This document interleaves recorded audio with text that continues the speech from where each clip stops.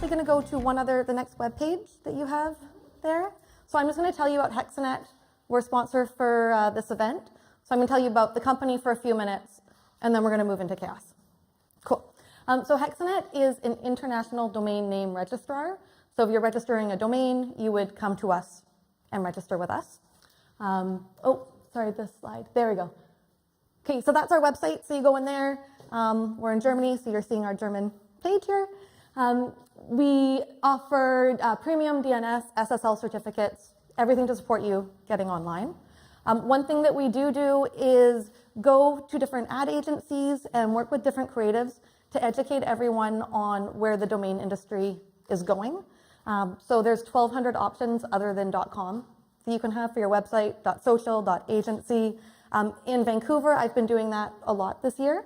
Hexanet never had a marketing department until about 1 year ago when I met the company, where I created the position that I'm in now. So we'll talk about that later.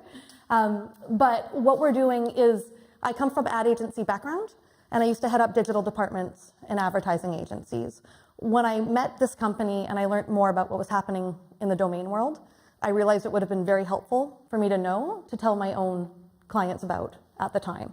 So one of our goals for 2018 is just to do awareness and education and empower other people to support their customers. If we benefit from that, awesome, but it's just something that we feel that it's worth giving back and sharing with people beyond our industry. Okay, so that's one of the reasons that we're here sponsoring. At the end, you can see Dennis here at the doorway. He's with me on the Hexanet team. He's based in our Germany office and speaks German. Unfortunately, I don't. So you can chat with him more. We have some Hexanet pens, coffee mugs, very handy. And then we are a registrar, so that's where you come to get your domains. We work with the registries. Those are the companies that own what comes after the dot.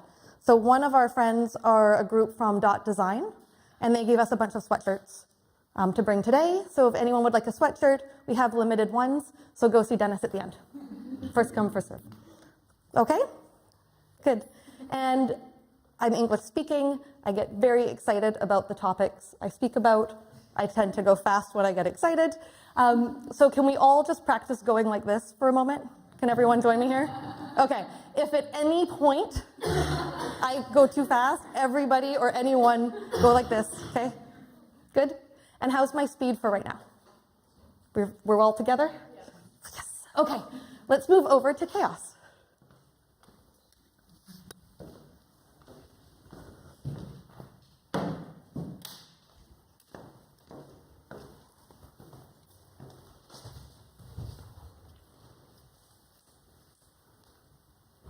Good. I need my slides. Thank you. Okay, so who feels like life is hard to manage because it's a bit chaotic? Sometimes? Everyone else under control. Amazing. Okay. I find, let's see if this is, there we go. I find that we're often so fixated on order that we miss the beauty and opportunity in chaos. So standing back and just taking a minute to observe it and to accept it in life. And I actually find it really exciting and sort of magical of what's sitting there. And you'll often find when you take the time to step back, everyone else is so focused on where they're going and what they need to do that they miss a lot of opportunity around them. So if you're conscious of that, you can actually sort of get further ahead or see things that other people don't see. Just so I have a show of hands, how many people are freelance folks that are here? Cool. People that are at advertising agencies or design agencies. Okay, and those that are here because they're awesome and creative, but they work in a different environment. Cool, okay. Nope. There we go. Okay, so what if we took the time to stand back and observe, and then to wonder and to ask questions? And this is where life gets so busy and hectic, and we're keeping order, that we don't stand back and just go, why? Why is it that way? That happens to me all the time. I'm going to stand here and pretend that I'm really good at this all the time. But even last week, we have newsletters for our company in different languages. And someone brought it up to me about why is it in this one language when we don't even know if people are reading it? Is it appropriate still? And we just redesigned all of our newsletters, and that hadn't occurred to me. I just did it because that's what we had. But actually stepping back and asking, is it the right thing to do, has sort of opened up a whole new area of opportunity for us. So it's just stepping back and going, wait, why is that way? So a few important details. Who am I to talk with you about creating opportunity? So I'm up here talking like I know what I'm doing. I thought you've read my bio probably online, but I thought I'd give you just a little bit more information and some context. So I have created jobs, every job I've had for the last 15 years. I think that's about 5 positions that I've had, 3 to 5. So they never existed before. One includes one at a college. I used to work at a large institution in Canada. I outgrew the position that I was in. I told my boss I'd outgrown it. They said, go home, think about it for the weekend. Is there something else you want to do? So I went home and I came in on the Monday and said, well, I have good news and bad news. I decided what I want to do. Here's my 2 weeks notice. We give 2 weeks notice in Canada for jobs. I left and I had a standing invitation from the college that if I thought of something that they needed or supported, to come back and talk to them. So I left for about 10 months, and in that time, I thought over what I'd observed while I was there. So I couldn't do it in the moment, but I did after. And I realized there was a position that was missing of supporting the creative and applied arts programs at Lanyon. So that's electronic media design, electronic music, advertising and graphic design, photography. And I realized that that department needed support, and it was unique to the rest of the college, and it didn't have the proper representation from the communications and marketing department. So I called my old boss and I said, hey, does that offer still stand? They said yes. I wrote a job description. Within a week, I had an offer. And I went back, I built that position, and it actually is a new level of employment at the college that didn't exist. So the cool part is that I had the job that I wanted, that I had designed, and I actually have created an opportunity for other people that now sit in those positions at that college. So that's one example. From there, it just grew. I went into freelance. I would go into an agency, work with them for a little while. I ended up staying at one agency for 4 years. I went into consult on one client for 2 weeks.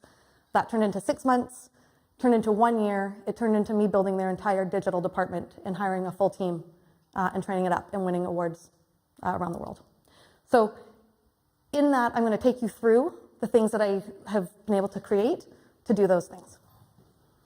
So does that give me some context for being here? Yeah, okay, sweet. And now we're in this together. So we've got our hand motions down. I want you to participate with me. In Vancouver, when we do Creative Mornings, we have little discussion groups. At the end, people get together. So feel free to ask a question during. At the end, if we have time, I'm going to see if we have time to put you in groups and then get a bit of feedback from the whole gang. But no pressure to participate. Don't feel scared that I'm going to call on you. Be present. It's okay. Third, you already know everything that I'm going to tell you. So I have nothing new. You already know it. You've probably given this advice to other people. What I'm hoping is in the context of how I present this, that it resonates and there's something to take home with you today. Okay, lessons learned. So 10 easy steps. It's no big deal. You got this. Lesson 1, do excellent work. So the reason I had that opportunity to go back to the college and present a job to them and have it was because I kicked butt when I was there. You know, it's that being positive, being on time or early, going above and beyond, but making sure that you're smart about what you go above and beyond on. Don't exhaust yourself and make sure it's complementing where you want to go.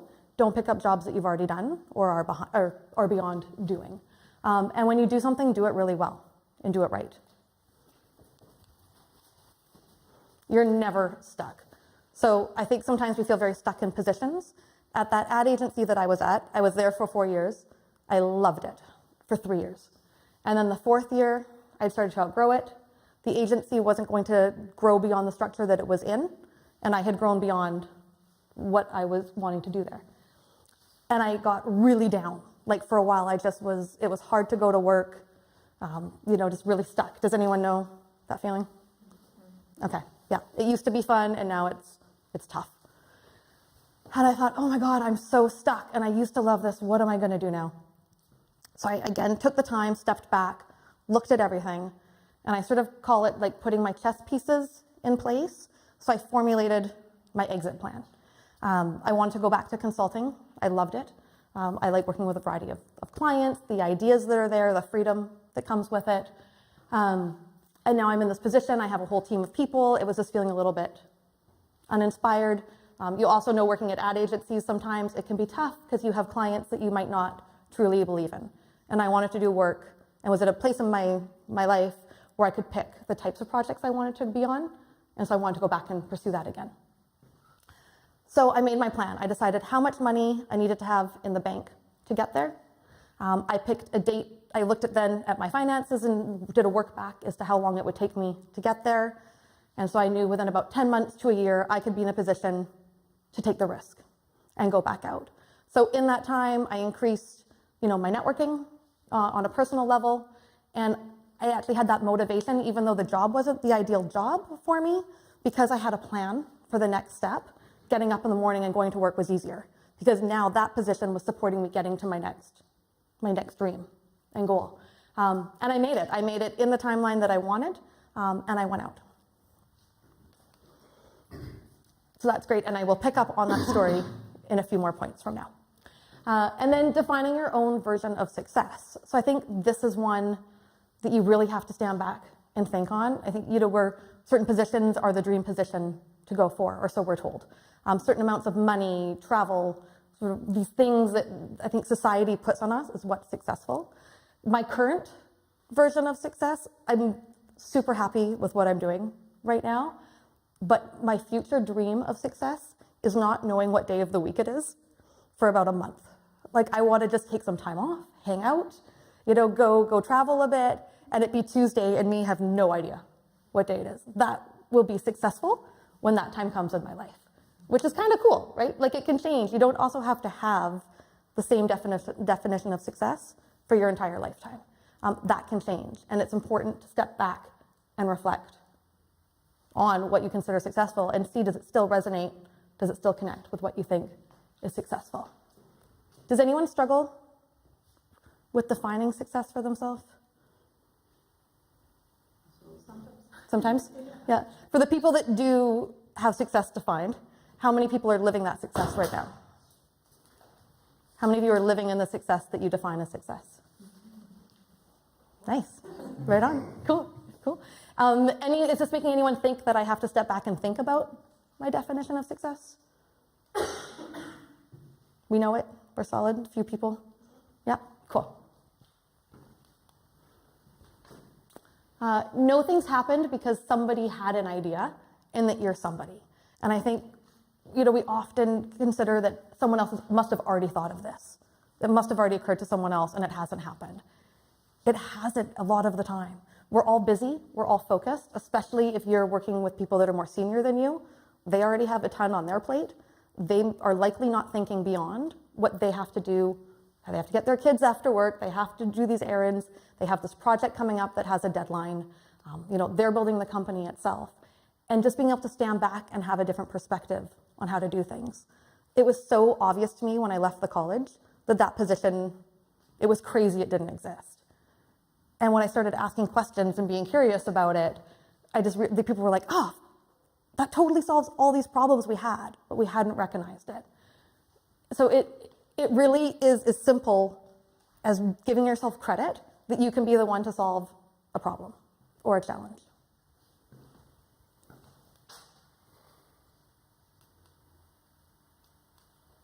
And then take the time to listen and really listen. Don't think about your grocery shopping or the errands that you have to run on the weekend. Actually listen to people when you're sitting with them, especially if there's a company that you want to work with, if there's a position that you want to go for, if you're talking to senior people at your company, new clients. For the creatives in the room, that's our job, is to stand back and listen to what's in between the lines of what someone's asking for. They likely can't articulate it perfectly, so you have to listen really closely and see if you're right.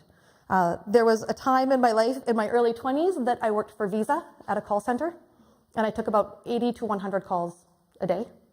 It was the best education of my life. No one calls Visa to say, hey, you guys are doing an awesome job. No one does. I can tell you from that many calls that I took on a daily basis, that never happened. Everyone has a problem, and they're normally frustrated, and they're stressed because it's their personal finance, and you have caused them either their credit card didn't work on a trip, there's interest they don't understand, there's a charge they don't recognize, and it's my fault, right? That's on there. So what I learned here was to listen, and this is a bit of a sidestep, but it's a communication piece of advice that, again, you already know. Listening to what they're saying, and then what I find is repeating it back to them. So say, let me make sure I understand you correctly. You're calling because, this thing happened, you're now frustrated, and this is the problem this is the solution that you're hoping to get from this call. And for the people that are swearing at you and yelling at you, it can diffuse things so quickly. So it can work in conflict, and it works really, really well when there's no conflict as well, because people feel heard. So this is sort of a bit of a sidestep from you using it strategically to build your future, but for the way to connect, right, is to hear people and listen, and then ask questions. Okay, to solve this, here's what I need to know. I need you to be patient with me while I work this out, but my goal is that we get you the resolution that you're looking for or the closest thing I can get for you. And so if you do that same thing with work, that has helped me so much, and it's why I've been able to do what I do now, is I put probably the most credit out of anything I'm going to give you today on this point. Did everyone listen? Be curious, so wonder why things are the way they are. And this one is going back to being that really irritating, we call them the terrible twos. Do you have that here for 2-year-olds that ask why? Oh, yeah. Why? So in North America, we call it the terrible twos. So ignite that in you and just ask why and be curious. It's amazing what you can discover just by being curious of what's out there. Does anyone have an example of a time that they just paid a little bit more attention to something and something magical came out of it? Okay, so next time I'm here and I ask the same question, I hope I get 10 awesome examples. Why? Because it means you discovered something amazing. You just, even being curious is a great way to see the world, right? If you have kids or you spend time with kids and you go for a walk with them, the world is a completely different place, right? All of a sudden it's this fun and interactive, and it can be that in career as well. And if you don't feel that, then take some of these challenges on. What doesn't exist yet that could help?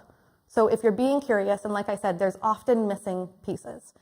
Every business that you've supported or you've created yourself, it came from an idea. It took being brave enough or finding it in you to give that a chance. Like I said, you're somebody, so anyone can create this for themselves. And that's sort of when I think of chaos sometimes, I think of we have all these, not ants, but we have all these sort of plans and routes that we take around the world, and we're habitual. That's what we, as humans, sort of are comfortable with. And when you take the time to step back, I always picture being in a park in the fall, and it's windy, and there's leaves just kind of flying around. That is my personal visualization of what chaos looks like. And it's actually quite beautiful if you just stand in it and let it happen around you. If you can put that in, if you ever feel overwhelmed by chaos, just take that moment of sitting on a park bench and watching the crazy happen around you. It's good, it's fun. And then what can you find in that to connect to or pull from it?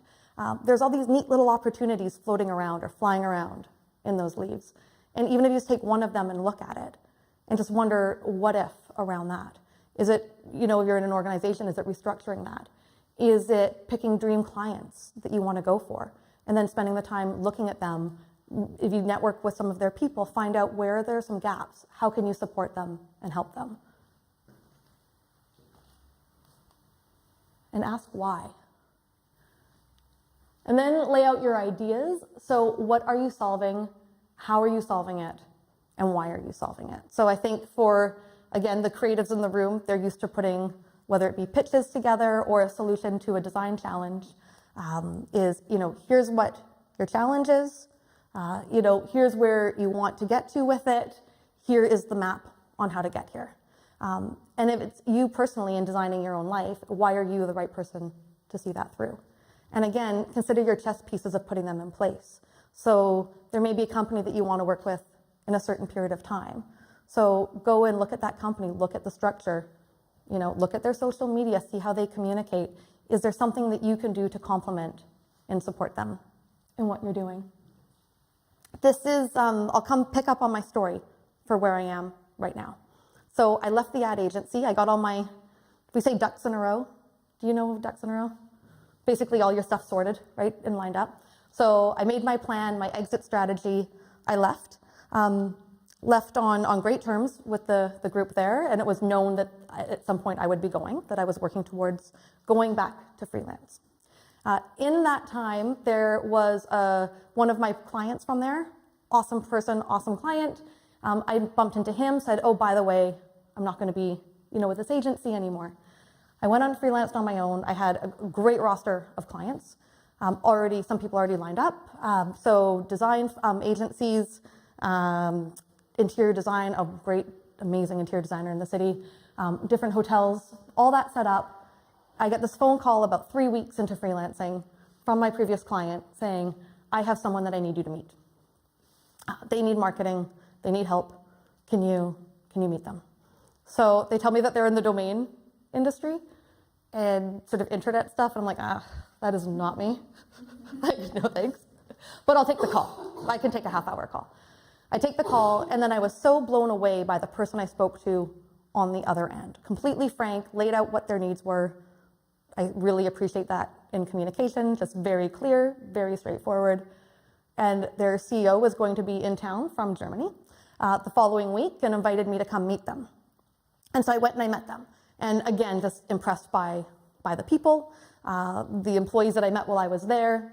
Long story short, I agreed to a 6-month contract. I was hesitant to join something for very long because I had just sort of stepped back out again. I kept my other clients while I worked with them for the 6 months. And I was going to audit, if anyone does freelance, you know how much this is that I took on, audit the domain industry, audit the company, write them a marketing plan, and then potentially stay on to help them hire the right people. So I was actually going to design their marketing department of the roles that needed to exist, and then help them try to find the right people for that. I wasn't going to stay longer because I'm doing my own thing, right? I got to go do this other thing. So that worked out well. I started working with them, and then the more I learned, I got completely intrigued by the industry. I kept getting impressed by the company. It was sort of the tip of the iceberg, is that at the agency I'd been recommending domain names. We work on campaign titles and looking for websites to go with that. I built companies myself, so I'd gone out and registered domains, but I knew nothing about how the industry worked. And it's actually quite fascinating. That's not a plug, that's just a human talking.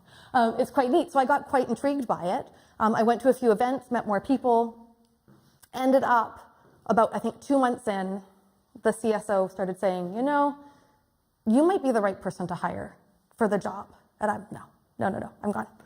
And month 3 comes, and month 4, and we started talking more and more, and I'm like, yeah, like I do want to see this through. So I'm on the team now, and so that's my current success and vision of success, is doing what I'm doing. I'm hiring people. We have a team going now. We're doing some really cool outreach. I'm completely fulfilled. One day, it will be not knowing what day of the week it is, will be the definition of success. But right now, it really is connecting and being open to the opportunities that are out there. And I think for me, just being present in this experience that I'm in right now has given me this really cool opportunity to learn a ton. That's important to me, is that I'm always learning. And this has given me that opportunity. But so far, if you think about the points that we've covered right up until now, that story of where I am is based on all of these things. It was getting, my ducks in a row, making my strategy once I decided it was time for a change. That helped me feel, better about myself. I didn't feel as down on myself with it. Working my butt off and doing good work got me the referral that got me into this company. And just being present and looking for those opportunities and getting to design what we do now has helped with that. And I'm in, no way done. And then pitch your idea, solution, opportunity to the right people. So finding the right people to talk to is key. Look for the decision makers, the people that are open-minded.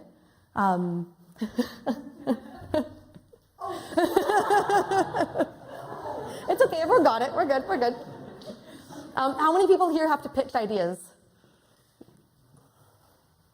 Yeah, and is that in a presentation format or just verbally, or do you have to design it up?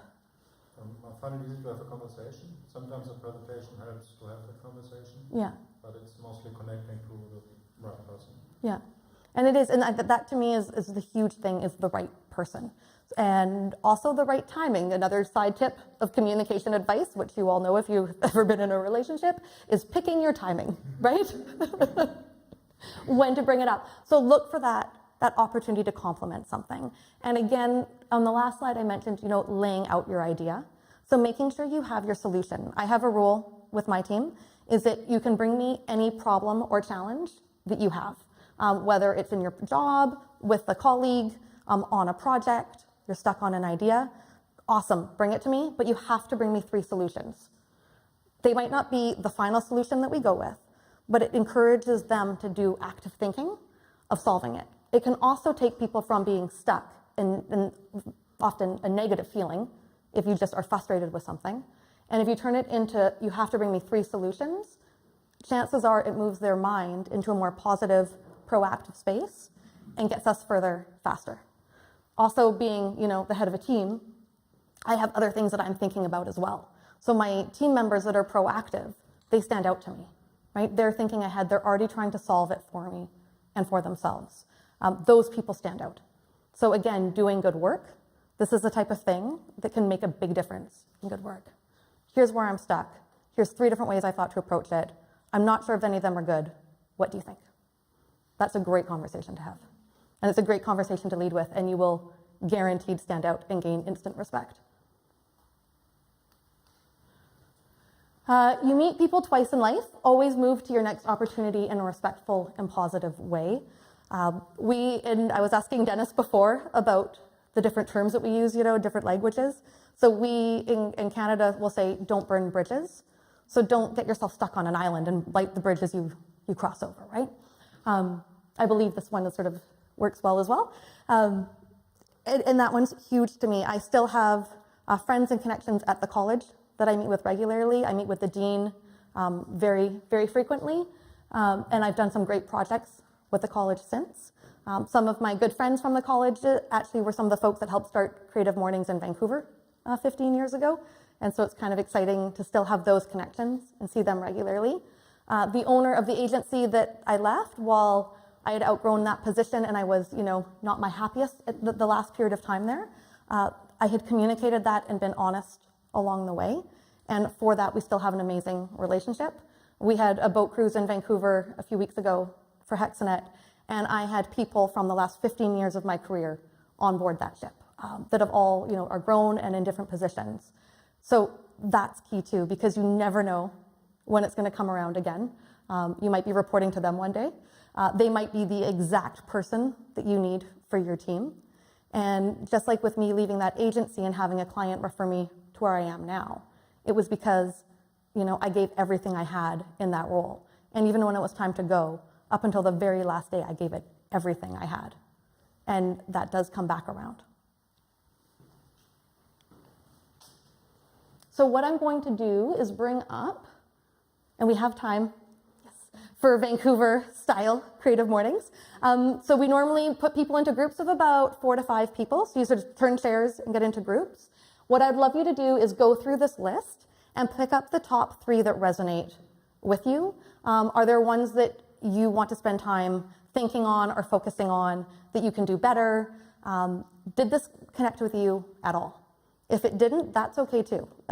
If you don't feel that this was a good match, that's fine, and I'd be interested to hear the things that help you get where you're going and deal with chaos and embrace it versus be intimidated by it. So we turn our seats around, have a little chat on this talk, on these points, and then at the end we're going to turn back around, and some people are going to have to get brave and share from the team some feedback. Cool? How many times do we do? About 5 to 7 minutes. Yeah. Good. Welcome to Vancouver-style Creative Mornings.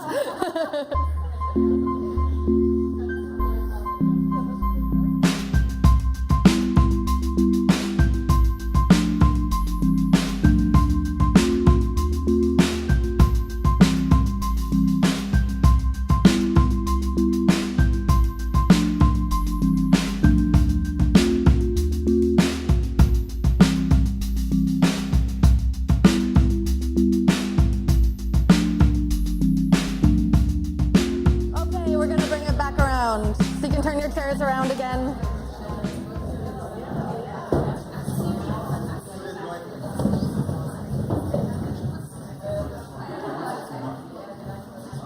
All right, I have half the room with me. Half the room is here. Oh, hi. Hi, thanks for joining us. This is really exciting. It's really fun to see the conversation happening and moving on. So I'm going to just start. Does anyone want to volunteer a team to fill me in on the conversation and what stood out? We're in this together. Here we go. I think the most important one was number 3, your own version of success, like zooming out, like really out of everything that's happening, all the things that keep you stuck in your everyday chaos. Yeah. And getting a clear picture, but also taking a step really out of the everyday life, like not just 2 weeks vacation time, but actually out. Yeah. To see what there is, what is that? Because we never take that time. We never do. No. And it can be if you can take time off, amazing. It can even be if you can find an hour by yourself. And I don't know why I keep using the park example. It must be the weather I'm embracing today in fall. But even just to go for a coffee on your own for an hour. And just look at, from a different perspective. So put yourself in the third person and stand outside your life and look at it. And is it what you dreamed of? And it's not to be too aspirational today. I'm not a motivational talker. I'm a very realistic person. But there are certain things and pieces that you can move. And it's the defining of your own success that makes it so much easier. Just one point to add there. There's never going to be someone standing there giving you here's your 3 months off time. Yeah. It's never going to happen. You have to do that. Yeah. And if you do that, there's many people who will say, I'm so jealous of that. That's good for you. That's nice when you have that. But it's something that you create. Yeah. And to make that a priority is really important. It's true. Yeah. It is. It's your responsibility to design it. No one comes along and changes it for you. So it's your responsibility. The other one I didn't include, but on that point about knowing your own version of success is also just finding your values. And, I think we naturally have them, but we don't take time to stand back and go, what do I stand for? What do I believe in? What do I care about? And what matters to me? And doing that makes it way easier to say yes and no to projects. So I would sort of add on to success is value and your values. Cool. Another group. Oh, I saw a hand up here earlier. Yeah, we talked actually about a lot of things within 5 minutes. Among them, we talked about how important it is to take your time and to listen well. That means ask honest questions. I thought about myself, and it happened to me before that I asked something without meaning it. So the answer was surprising, or I wasn't handling the answer well because my question was not honest. So that's part of listening well is meaning what you ask and what you tell. Mm-hmm. It's true. And I think also we're in such a hurry all the time with time. Everything's so urgent that I need to know my values. Okay, I'll do it tonight. You don't need to do it tonight. That can sit for months, but just even have that conversation with yourself. Like I said, it was a year for me to make that plan to go or to make it happen. And that is, I consider, quite a short period of time. So you don't have to rush so much on some of these things. They're not urgent. I think that the deeper meaning and how it resonates with you is more important than the time that you come to a conclusion. Cool. Okay, this side of the room. One person from a team, one or 2 points. Okay, good, go. We also talked about the point number 3, where I was apparently the only one who had their hand on finding one version of success who feels that they are successful right now. Mm-hmm. I don't feel that I'm super successful. I could be triple successful in my position as a photographer, but it's okay right now because I know that with 2 children and a house and this job that I'm doing freelancing, I can't be better at the moment, and I feel like I've reached the level of whatever time and success that I can at the moment. And if I had this dream to be twice as successful that everybody knows me or whatever, that just isn't going to happen. I'm going to be struggling and unhappy because it doesn't happen. So it's okay at the moment. Yeah. And I think the thing to think about too when we talk about success is it's not success in your career. It's success in your life.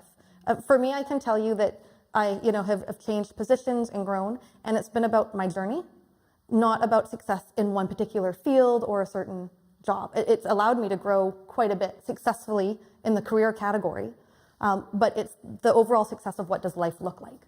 So based on what you have going on in life, that's successful, is where you put the different levels of things.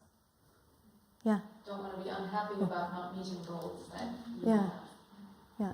Or having super free time plans with kids. I'm glad right now that I don't have to go everywhere every afternoon. I can just have them play and make their own plans or whatever. Yeah. So I feel responsible for them too, and not being shoved to soccer or whatever every day. Yes. Yeah, there's some freedom in that. And then you get to redefine what it looks like, right? And in another year, you get to define it Maybe they again. don't have an idea of what they want to do. And that only builds up because they are bored, but not because I make them go somewhere. Yeah. And boredom's good. That's another talk. Okay, this side of the room. Yes. Number 6, very important. Okay, so number 6 is very important. Good. Why? Haha, why? It's very easy to look at. That's where I got to where I am. Okay. Well, I'm a years manager, and I find it very easy to look at something and say, that sucks, I can do it better. And then when you start thinking about it, the concept I like was your perspective. You assume that the other person has the best intention. They do it because they want to achieve something good, even if they're real bastards.